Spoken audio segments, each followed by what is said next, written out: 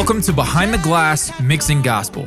I'm David Glenn, and I've been blessed to mix multi-platinum records for artists like Dr. Toomey, LaRue Howard, Blanca, Jeremy Rosado, and many more. In this series, I'm taking you behind the glass into the world of mixing live gospel albums. From raw multi-tracks to a powerful emotional mix that captures the energy of the room and connects you to the live experience. We'll dive into the specific techniques that make gospel mixing unique. You'll learn how to mix punchy drums with and without samples, manage low end for impact and clarity, tame harsh cymbal bleed, blend big choirs and lush BGVs without harshness, mix dynamic, passionate lead vocals, and give everything space without losing the soul of the track. This first course is 100% free right here on YouTube, but if you want to go deeper, I put together a special bundle with the multi-tracks so you can follow along and build your resume, my gospel mix template for most modern DAWs, a growing gospel drum sample pack, and full mix breakdowns, even more than what you're going to learn here to help you level up your sound. Grab the link in the description for instant access.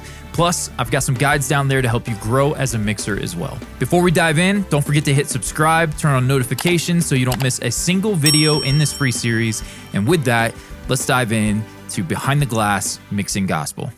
All right, so kicking it off, we've got to handle some mix prep before we dive into the mix and start getting our rough mix going. And the very first thing that we got to do is download the files. I've already done that. We've got the song. Typically comes to me labeled song name for DG, right? And so the producer, the engineer, the artist sometimes is sending those files and they're just naming it whatever they name it. Industry standard used to be like the artist name underscore, song name underscore, key, BPM, all that kind of stuff. I've found that I like it nice and simple. I like to have the artist name, a little hyphen, then we're going to put the song name, and then in brackets, I label it client files at, and then I put the BPM, and I've got the BPM from the artist or producer ahead of time. Sometimes I even send them a form and say, hey, will you fill this out for the project, for bigger projects? And they'll just give me all of that, and I put it and save it in the project file. But there we go. So I've named it client files at 65 BPM. I know that that's the tempo, and that's important to have because you want to make sure if you've got to massage any drum timing or any things that are off the grid or not feeling right, you want to have the grid as a reference point. It doesn't necessarily mean you snap it to the grid, but you want to have the grid in your DAW as a reference point. And so having the tempo, knowing we can set that session up, or in my case, my assistant can set all that up and have it ready for me whenever it comes time to mix. So now we got the files. Next step is my man Blake over at Soundizers created an app. It's been years now that he's created this called Stereo Monoizer. Logic, I think Studio One, a bunch of DAWs.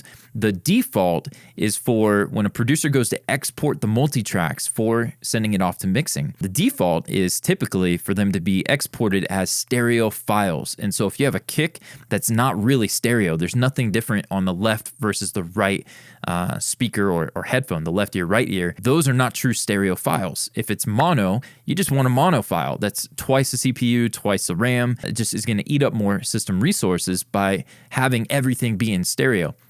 And so this used to be a bigger deal back when computers weren't as powerful, but it's still a great way to shrink that down and help your CPU manage the files a little bit more efficiently. And so we're going to drag this folder in. And then the second function that I use Stereo Monoizer for is a great feature, normalize gain to minus 18 dB full scale. And this is peak-based normalization. You can Google that and learn about normalization if you're not familiar. But what I like to do, there's two ways that I used to approach my sessions by dragging all the files in, and then I would have in my template where all the faders, I would pull them down to minus 20. And so that gave me all the tracks in the mix, but not really audible, right? And then I would go through and snap the kick, snap the bass, snap the snare, the vocal, all the main elements that are going to be right in your face, snap them up to 0. Now that's kind of like my ceiling, right? And I would build the mix around that. And what I found is that in Pro Tools, and pretty much any DAW you work with, the fader fidelity, so how you write automation and massage that fader up and down, is its greatest right around 0. And so you can just massage the fader up half a dB, a dB, and you're going to feel that difference. Whereas if the fader's at minus 20 and you may have to go 4 or 5 dB to feel that big of a difference. And so that was one of the reasons why I started doing this, which is minus 18, it's a lot of headroom. It's going to bring all the files down. Whatever the loudest peak is on every single track, it's going to bring it down to minus 18 dB full scale. And that allows me to then build my mix with clip gain rather than with the faders. And so all my faders will be at 0. And then now all my fader automation, they're all clean at 0. And then I know when those faders are moving, it's because I've automated something. I build my balances with clip gain, which you're going to see in the next video. But for now, just trust that -18 is tons of headroom, but there's a method to my madness and you're going to see that. So we got all the files in here, 76 files, nothing too bad. Probably could have summed some of that down, but we're going to also choose to create a backup. And this is huge when you're dealing with clients. You never know when something's going to go wrong and you need to reference the original files. By creating a backup, now you've got, what's the saying is, if you have one, you have none. If you have two, you have one. If you have three, you have two, right? And on and on. And so by creating a backup, we automatically have 2 copies in our possession. We'll talk maybe in another video about how I archive and I use Backblaze to back up my hard drives, collection of hard drives every single night so that we're safe, right? So we got backups of backups of backups to make, God forbid, a fire or anything like that. We've got an online copy of everything that we do for our clients. But create a backup, and then we're going to analyze it. It's going to go through the process of looking for anything that is stereo but not true stereo.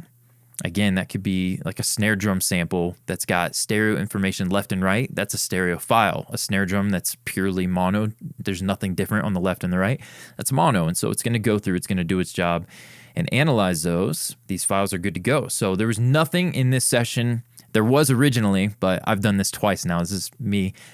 I mixed it for the album, now I'm mixing it for you. So now I'm going to process these and it's going to render them all to, normalize them all to that -18 dB full scale. And once that's done, we'll be able to skip to the next step, which is importing them into the DAW. All right, it's all wrapped up. So now we're going to get this dialog here that pops up and tells us, hey, we're good to go. We're going to close it, close Stereo Monoizer. And now we're ready. I work in Pro Tools, so we're going to launch Pro Tools and we're going to create a new session. We use the keyboard shortcut there. And something that I kind of went back and forth on with this course was, do I do a mix from scratch with no template, or do I use my gospel template that's already got the kick and the snare and everything ready to go, right? This is a business. As much as I love the creative process, we got a lot of tools that allow us to get things done quickly, and a mixing template is one of them. But because we're doing this for educational sake, I figured, hey, I'm going to use kind of a blend. I'm going to use my template for some of the bussing and the routing and that kind of stuff, but I'm going to start from scratch for you guys who have committed to hang out with me and mix this song from start to finish. And so we're going to use my main M1 mix template, M1 just meaning my Mac M1 processor, 4824. There's another part of the process that's important. We're going to come in here and we're going to confirm what are these files. We're going to go get info and we're going to see what are these. We got 4832-bit. And so we can go ahead and safely commit to a 32-bit float. If you're not familiar with what 16, 24, and 32-bit are, the bit depth, definitely look that up on YouTube or spend some time, reading about it on Wikipedia. Basically, the short of it is if you have 32-bit files during the recording process and they send you that, they can't clip. So you can have a file that's mangled, distorted, not from the preamp, but from digital distortion within the DAW. If that happened, and they send it to you as a 32-bit file, you can pull down the gain of it and it's clean again. It's just a ridiculous, almost unlimited amount of headroom. Compared to 24-bit, if something is digitally distorted or clipped, it's gone. It's a done deal. That's what you're working with. You may be able to salvage it kind of with Isotope RX or some other apps out there that do that kind of restoration audio processing. But for the most part, I'm encouraging my clients, hey, 32-bit, 32-bit, 32-bit, and that's why. So we have 4832-bit, and we're going to go ahead and put this in the appropriate folder. So we're going to go to my hard drive, got it for the course. We're going in behind the glass mixing gospel, and we're going to go ahead and use this main folder here. Double check that everything's correct, 4832-bit. Well, we got to name the song, right? So we've got, this goes in the folder for the client. So I just do the song name. and then I say DG mix. And then as we progress through the mix, you should save as every time you do a client revision. I get lazy with it, but if I'm following my my correct path here, it would be to do DG mix, and then once I save as and create that mix 1, then I can quickly reference throughout the mixing process, mix 1, mix 2, mix 3, mix 33, whatever it is.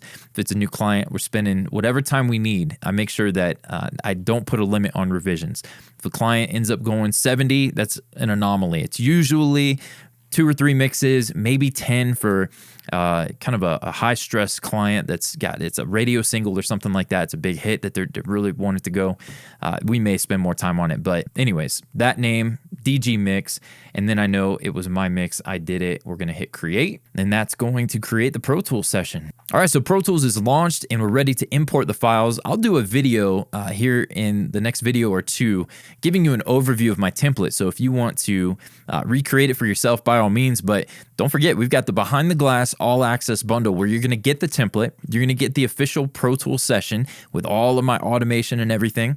Actually, early in my mixing career, I got a session from John Yash, and it was eye-opening, all the different things that he did with automation, some of the processing. I didn't have all the plugins that he had back then, but I was still able to open it up and kind of listen and kind of compare before and after and listen to the raw files. It was hugely eye-opening. So glad to include the full Pro Tools session. And then, of course, the drum samples, the mix breakdown videos. If you are watching this and we get through the drums and you want to go back and rewatch it and you're like, dang it, where did he talk about, the overhead EQ or whatever? There'll be a video with the mix breakdown videos on the overheads. And so it'll be much quicker. We'll have timestamps and all that. Anyways, we'll show you the template. I'm not trying to hide anything from you. We'll go through and break this all down. But I did tell you that we're going to start from scratch. You'll see here in the template, I've got gospel and CCM kicks in a folder.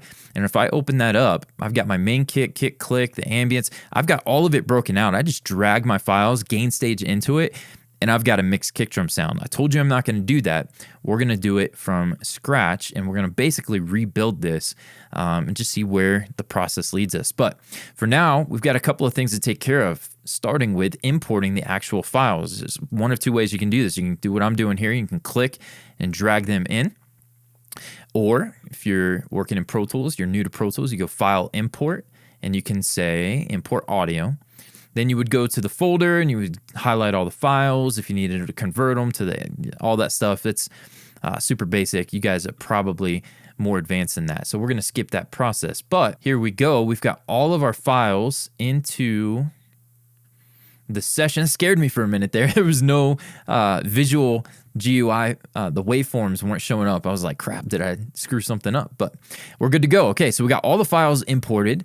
And at this point, there's a process that I do for the live instrumentation, the drums, called Drum Phase Alignment. And I use a plugin made by the company Sound Radix. It's called Auto Align. Many of you are going to be familiar with it. I'm now using Auto Align 2. It's a much simpler process. I'm going to go ahead and include the video that I did on YouTube in the course so that you can see that right here. You don't have to leave and go find it or anything like that. But we're going to handle the drum phase alignment in the next video. And then we're going to rock a rough mix. I'm going to build the mix from scratch. We're going to work with the live files. We're going to look at any problems that were presented from the files, anything that dealing with the arrangement, stuff that we got to fix. We're going to make a kill list, task list, checklist, and then we're going to go prioritize that list and get to work. But in the next video, I'll see you there. We're going to hit the drums phase alignment. Crucial step. You can't skip this, and I'm going to show you exactly what we do.